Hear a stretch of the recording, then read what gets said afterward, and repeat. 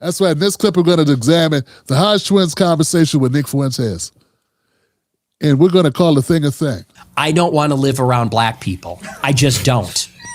It would be irresponsible if I had a wife and kids to live near black people. It just would be.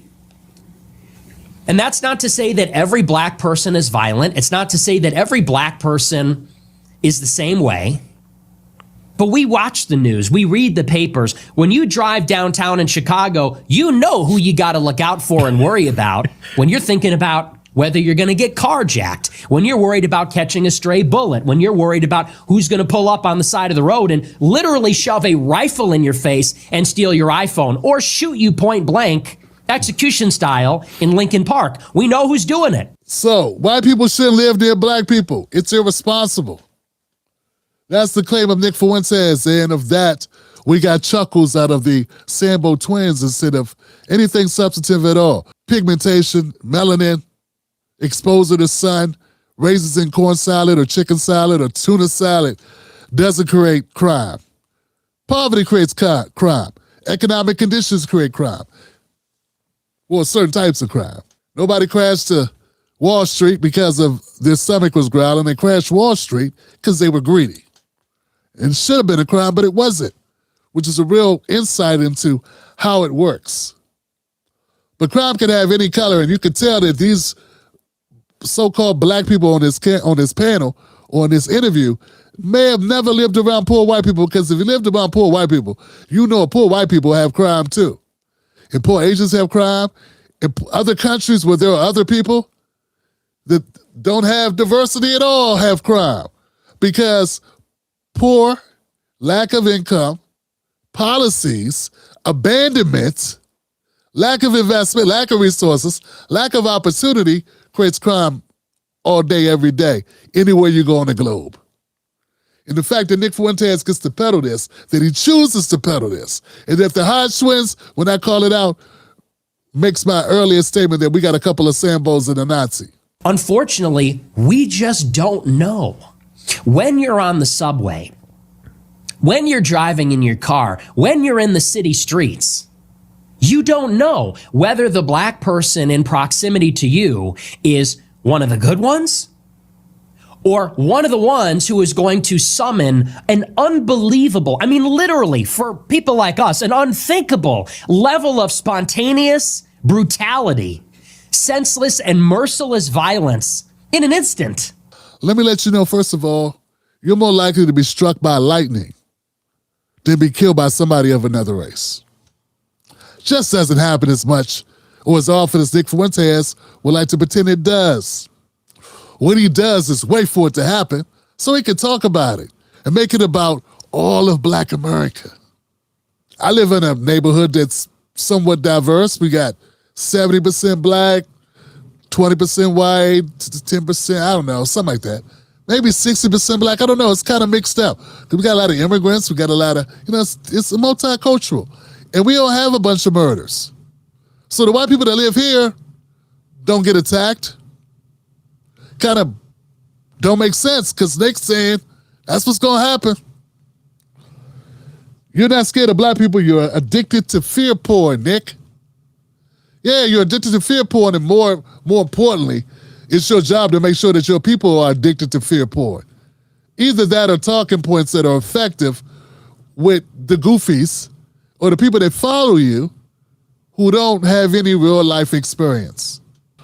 I think Nick Fuentes and his people are emotionally invested in thinking the worst about black Americans. And Lord knows it's a great money-making model. It's a great business. I mean, it's the amount of viewership is guaranteed to be high due to just the number of bigots that there are in the country. I mean, Americans got so many soft bigots and hard bigots. In America, you'll never go broke as long as you bet on going against black people or being anti-black.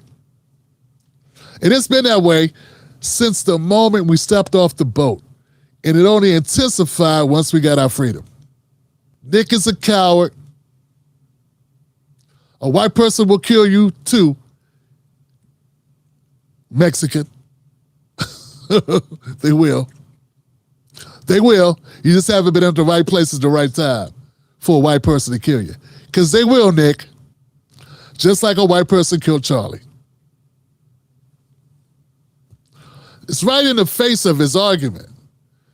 There's proof. And instead of his people going, hey, nobody black killed Charlie, and they were really mad at his clips. It doesn't register because it's like shaking a penny around in an aluminum can. And I think when you put anybody in a situation and they have a low capacity to grasp what's going on, that's who's going to commit the most murders, regardless if they're white, black, or whatever. I just think there's I don't know, I hate to say it, but there's Don't say it. I know what you're going to say. well, He doesn't know what he's going to say. Maybe he does. this is what I'll say. Low IQ, you can find it in all people. Right. I just think it's more prevalent in the black community. Yeah, I think so too. It would explain the number of black people in prison, and IQ scores back me up on that. Affirms everything I just said. If you look at IQ scores, it predominantly tells you who's going to be I more don't know successful. what's going on here. Them saying that black people have an IQ problem, I'm torn because obviously those two have an IQ problem. I mean, they're dumb as hell. That's why they're sitting there with Nick. Morons. You're dumb. No, really, you're dumb, fam. Hodgetwinz, if it wasn't for your blackness, you'd be poor as hell. In fact, if it wasn't for the conditions that allow you to use your blackness to sell your soul, you wouldn't have any money, you'd be broke. I don't know what you'd be doing. Wouldn't y'all work in security at the mall or something before you start doing YouTube videos? I mean, initially, guys, you guys were selling your blackness, which was your physicality, your ability to put muscle mass on top of your physicality, which is black genetics, right? Right. You weren't using this, you were using this, right? And that's how you made money. And now that you got fat and sloppy and greedy and sloth-like, now you're selling your black skin. That's all you're doing in this video, is selling your black skin. Two bigots who want to say horrible shit about black people, and you go like this. You lack any mental capacity to even add to the conversation in a way that will further his points. You can't even talk, Kevin, Keith. It's really sad what's happening. And when he's talking about dumb, he's talking about you. He ain't talking about me, he's talking about you. You have no levels. You guys are obviously mentally deficient, morally bankrupt, losers. But the problem is that, unfortunately, a stereotype, which is based in reality, is that when you live in a black neighborhood, you're going to get this set of problems. You're going to get violence. You're going to get mayhem, chaos. And it's not even just that. It's just rudeness, people being inconsiderate. And if people associated with black people with being friendly, being kind, being peaceful, no one would have an issue. People say, oh, great, black people moving in the neighborhood. It's awesome. Property value's going to go up. You know? That's not what's going to happen. No.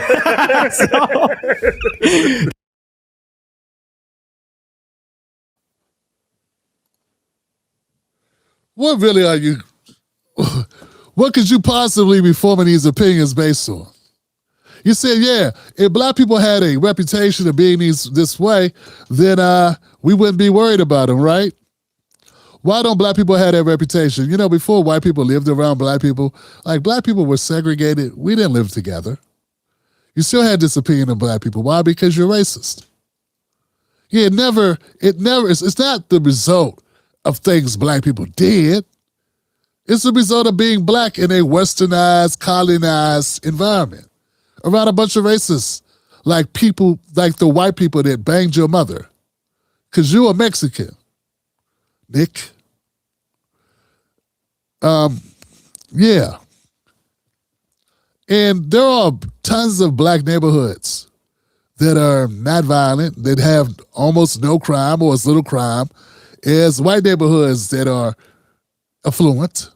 So black affluent neighborhoods, black upper middle class neighborhoods, black affluent areas, white affluent areas have about the same amount of crime.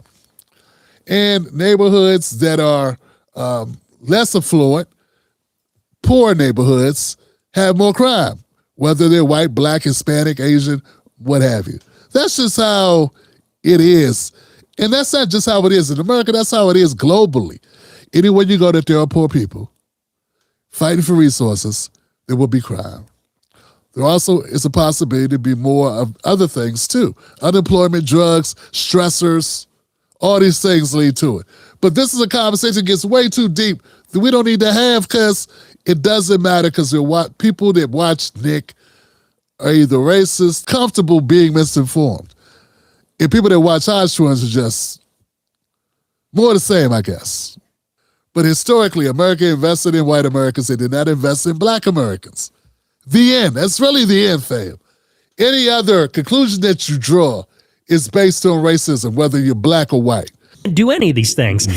But women, they think that we can. And that's a huge source of the issue, certainly. The diversity is a big part of it. The anti-racism, not for nothing, but those pictures you show, that was a time when the society was immensely racist. Seems like it was better for both sides, actually. Right. And that's not to say, important distinction, it's not to say we're in, because people like to say, make America great again. What, you mean slavery and lynching and, racial hatred? It's like, no. Obviously, I'm not a sick person. I'm not a cruel person. I don't want to see people get murdered for their race or their ethnicity. But, what did change, now that people have to walk on eggshells, now that people are afraid to enforce the laws or tell the truth, now there's no rules. Now there's no accountability. Right. Yeah. You could say that maybe in the old days there was an excess of justice and it fell into cruelty. It fell into, brutality. Yeah. Now we have an excess of mercy. And you could see which one is worse. A lot of people say this guy's smart, man. Y'all stop saying that bullshit. The guy can string a couple sentences together, but they make no fucking sense. This dude is actually talking about America's a country of mercy. To fucking who? Who is it? I'm sorry. He said segregation worked better. Segregation in a harsher country worked better. Fam, America was very segregated. You know what happened? White people, the white side of your family, Nick, the white side of your family, those people coming over to the black side of the house, the black side of the town, and raping, and robbing, and killing. That's what kept happening, Nick. It wasn't the other way, Nick. We stayed on our side of the town. And when we built up our towns and our communities and made them pretty, nice and affluent, upwardly mobile, you got jealous, Nick. Your white side of you got jealous, looked over, and decided to bomb it, to rob it, to come up with crazy ideas so that you can lynch those people and bomb them out of their homes or flood them out of their homes. This is really what happened. You know what never happened in America, Nick? No black people ever bombed a white city.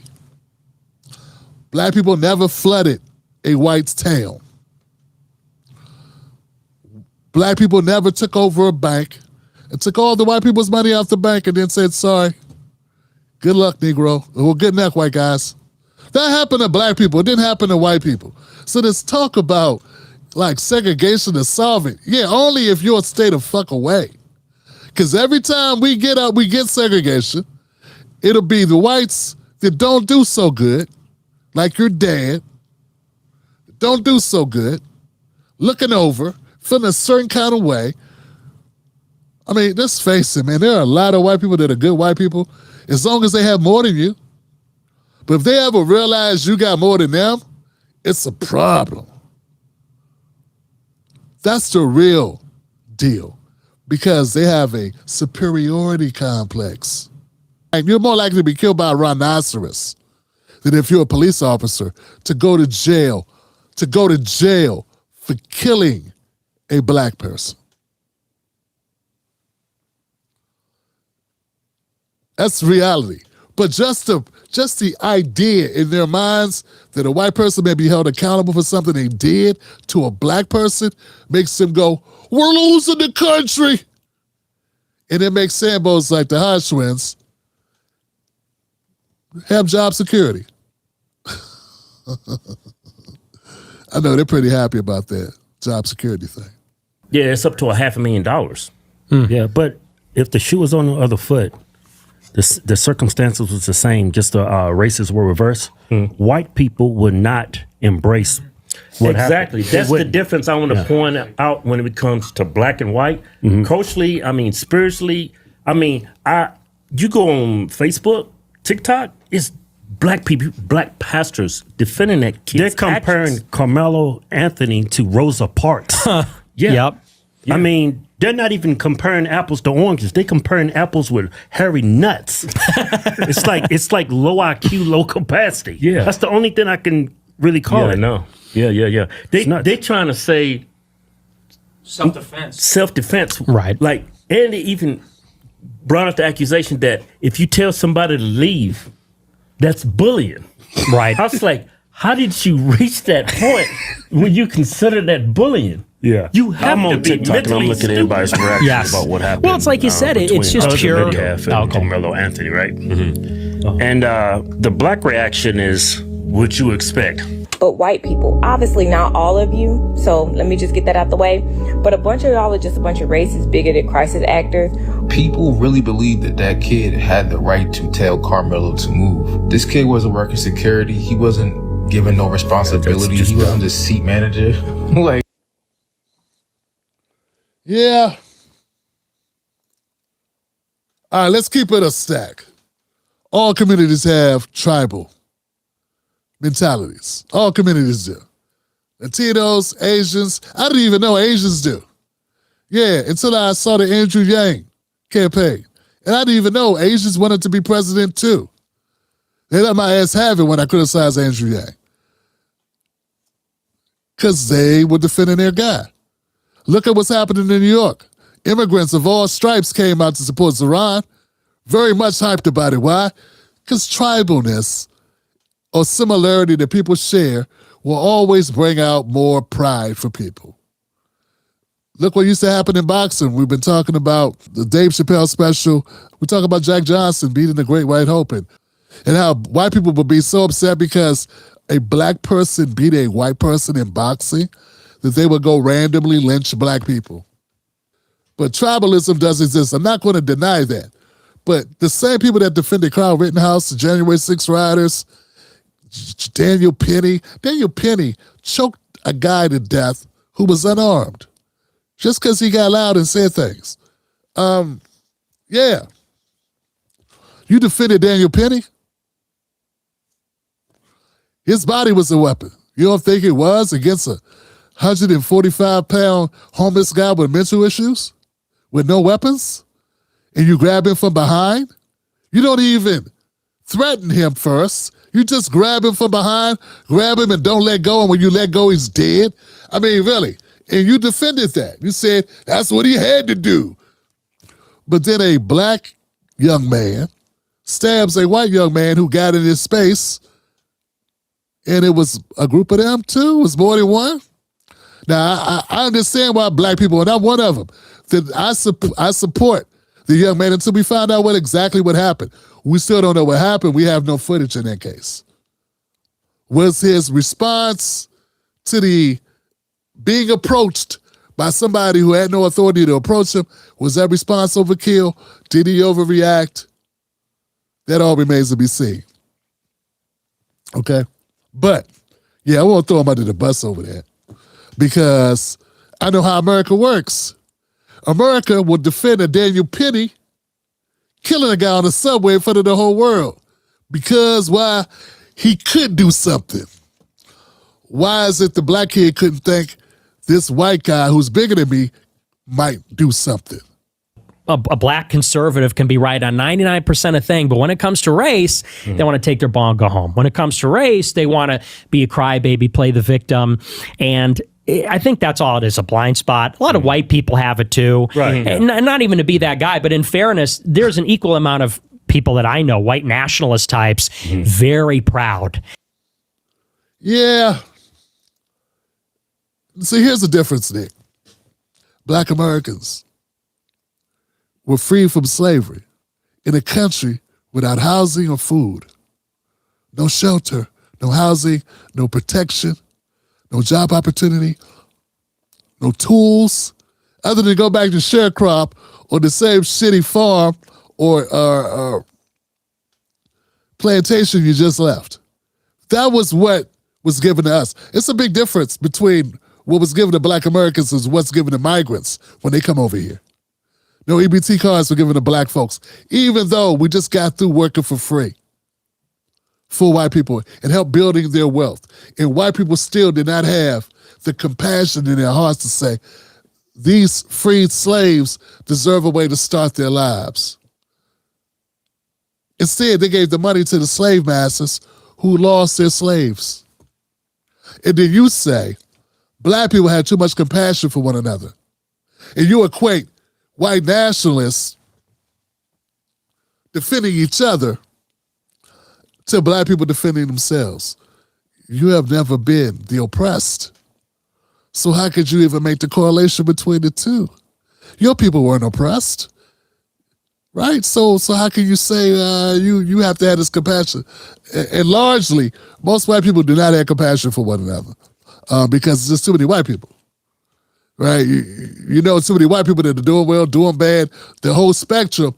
And hell, you can't be too mad at the police because some of them are your cousins.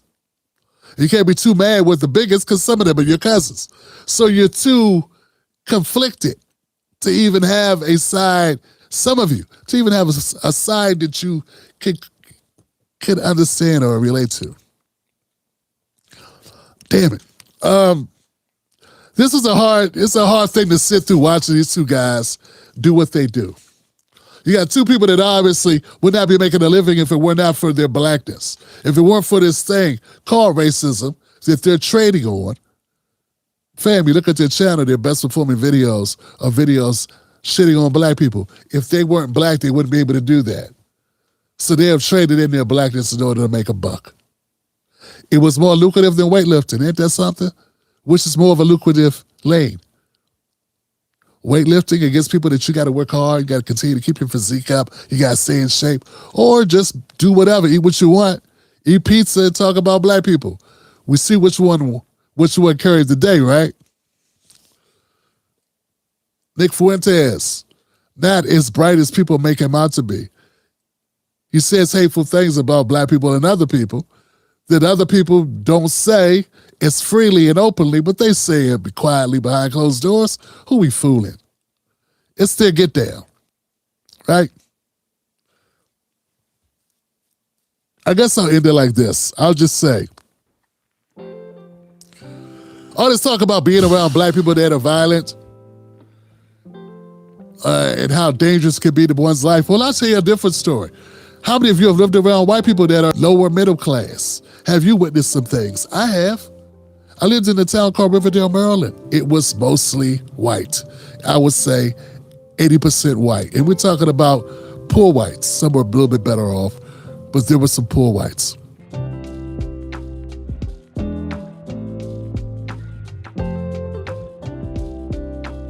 It was a poor white that lived a block away. His name was Tim. His brother's name was Kenny. Now, Tim and Kenny had a dad, and I think he was a salesman or something, and he had a mom. Across the street was Joey. And Joey, dad was obviously a racist. Mom, Karen. Timmy babysitted kids around the neighborhood. He babysitted Joey, and he babysitted another little boy that lived up the block. And I never thought much of it. You know, we rode bikes, we went to the fort, we threw rocks. He was a friend of mine. I didn't know much about him, but got to become friends. Turns out, Jimmy was touching the kids. Now, I'd never even heard of such a thing in my neighborhood that I came from. I didn't even heard of teenage boys doing anything as grotesque as this. I had no call of reference for it. I didn't understand it at all. In fact, when the police came and got him out of class and I found out that's what it was for, the next time I saw him, I walked up to him and I wanted to take his head off his shoulders.